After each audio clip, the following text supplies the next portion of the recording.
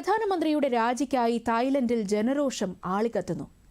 അതിർത്തിക്കിടയിൽ സംഘർഷം പുകയുന്നതിനിടെ കംബോഡിയയുടെ മുൻ പ്രധാനമന്ത്രിയുമായുള്ള ഫോൺ സംഭാഷണം പുറത്തായതോടെയാണ് തായ് പ്രധാനമന്ത്രി പേയ്ടോങ് താൻ ഷിനവത്രയുടെ രാജിക്കായി പ്രതിഷേധം ശക്തമായത്. രാജ്യത്തെയും സൈന്യത്തെയും അവഹേളിക്കും വിധം പ്രധാനമന്ത്രി നടത്തിയ പരാമർശമാണ് പ്രതിഷേധം ആളിക്കത്തിച്ചത്. ജനരോഷത്തെയും അവിശ്വാസ പ്രമേയത്തെയും അതിജീവിക്കാൻ ഏറ്റവും പ്രായം കുറഞ്ഞ പ്രധാനമന്ത്രിക്ക് കഴിയുമോ എന്ന ആകാംക്ഷയിലാണ് തായ് രാഷ്ട്രീയം.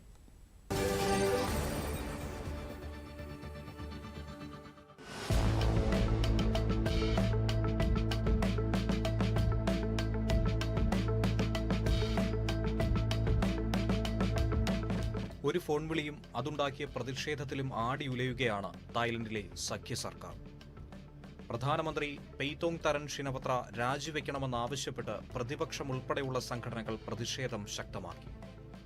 തലസ്ഥാനമായ ബാങ്കോക്കിലെ വിജയസ്മാരകത്തിന് സമീപം പതിനായിരങ്ങളാണ് പ്രധാനമന്ത്രിയുടെ രാജി ആവശ്യവുമായി ദിവസങ്ങളായി ഒരുമിച്ച് കൂടുന്നത്. ഭരണ അട്ടിമറികളും ജനകീയ പ്രതിഷേധങ്ങളും ഏറെ കണ്ട തായ്ലൻഡിൽ 2023 ശേഷമുള്ള ഏറ്റവും വലിയ സർക്കാർ വിരുദ്ധ പ്രതിഷേധമാണ് ഇപ്പോൾ നടക്കുന്നത്. ഭരണത്തിലേറി ഒരു വർഷം തികയും മുന്നേ പ്രധാനമന്ത്രി പെയ്തോങ് തരൻ ഷിനവത്ര ഭരണപ്രതിസന്ധി നേരിടുകയാണ്. പിതാവ് തസ്കിൻ ഷിനവത്രയെ അധികാരത്തിൽ നിന്നും പുറത്താക്കിയ അതേ ശക്തികൾ തന്നെയാണ് പെയ്തോങ് തരനെതിരെയും പടനീക്കം നടത്തുന്നത്. തായ് രാജകുടുംബത്തെ അനുകൂലിക്കുന്ന യെല്ലോ ഷർട്ട്സ് ഗ്രൂപ്പ് അഥവാ മഞ്ഞക്കുപ്പായക്കാരാണ് പ്രതിഷേധങ്ങൾക്ക് നേതൃത്വം നൽകി മുന്നിലുള്ളത്. ഷിനവത്ര രാഷ്ട്രീയ കുടുംബത്തെ ശക്തമായി എതിർക്കുന്നവരാണ് യെല്ലോ ഷർട്ട്സ് ഗ്രൂപ്പ്. 2006-ലും 2014-ലും തായ്ലൻഡിൽ നടന്ന പട്ടാള അട്ടിമറിക്ക് പിന്നിൽ മഞ്ഞക്കുപ്പായക്കാരായിരുന്നു. ഈ അട്ടിമറിയിലൂടെ പെയ്തോങ് തരന്റെ പിതാവ് തസ്കിൻ ഷിനവത്രയ്ക്കും അദ്ദേഹത്തിന്റെ സഹോദരി ഇംഗ്ലക് ഷിനവത്രയ്ക്കും പ്രധാനമന്ത്രി പദവിയിൽ നിന്നും പുറത്തു പോകേണ്ടി വന്നിരുന്നു.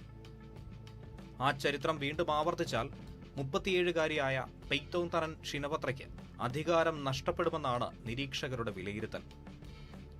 പ്രധാനമന്ത്രി പെയ്തോങ് തരൻ ഷിനവത്രയും കംബോഡിയൻ മുൻ പ്രധാനമന്ത്രി ഹുൻസെനും തമ്മിൽ നടന്ന 17 മിനിറ്റുള്ള ഫോൺ സംഭാഷണം പുറത്തായതിനെ തുടർന്നാണ് തായ്ലൻഡിൽ പ്രതിഷേധം ആളിപ്പടരുന്നത്. ഫോൺ സംഭാഷണത്തിലെ ഉള്ളടക്കം പൊതുജനങ്ങളെ മാത്രമല്ല, ഷിനവത്ര സർക്കാരിലെ ഘടകകക്ഷിയായ ഭുംജയ് തായെയും ചൊടിപ്പിച്ചു. കംബോഡിയയുമായുള്ള അതിർത്തി തർക്കം മോശമായി കൈകാര്യം ചെയ്യുന്നുവെന്ന് പെയ്തോങ് തരൻ ഷിനവത്രയ്ക്കെതിരെ ജനരോഷം പുകയുന്നതിനിടെ വിവാദമായ ഈ ഫോൺ സംഭാഷണവും പുറത്താകുന്നു.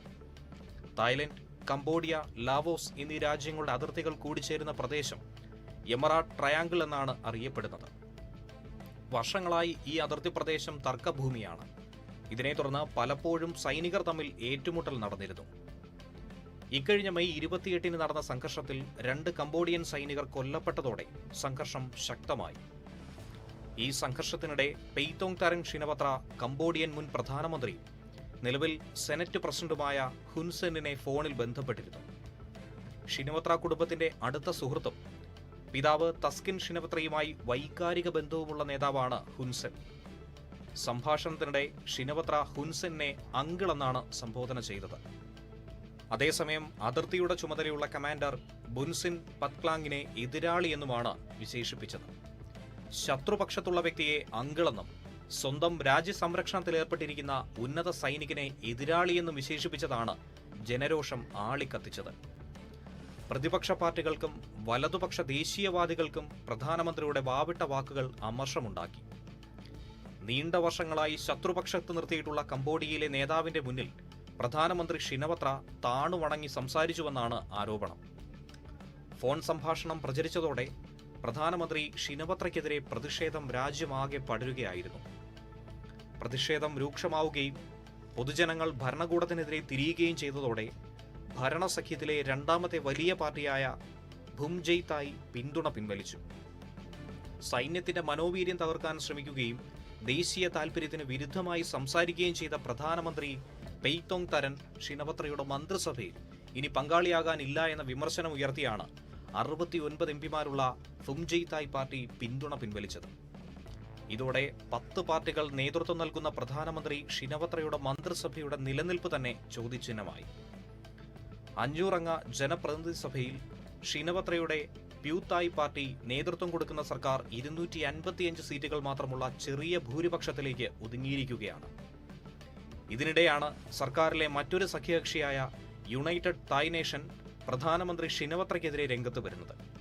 പ്രധാനമന്ത്രി രാജിവെച്ചില്ലെങ്കിൽ പിന്തുണ പിൻവലിക്കുമെന്നാണ് യുണൈറ്റഡ് തായ് നേഷനും ഭീഷണി ഉയർത്തിയിരിക്കുന്നത്. രാഷ്ട്രീയത്തോടൊപ്പം കുടുംബത്തിന്റെ ഉടമസ്ഥതയിലുള്ള ഹോട്ടൽ വ്യവസായം നോക്കി നടത്തുകയായിരുന്ന പെയ്തോങ് തരൻ ഷിനവത്ര ഒട്ടേറെ പ്രത്യേകതകളുമായാണ് കഴിഞ്ഞ ഓഗസ്റ്റിൽ തായ്ലൻഡ് ഭരണ നേതൃത്വത്തിലെത്തുന്നത്.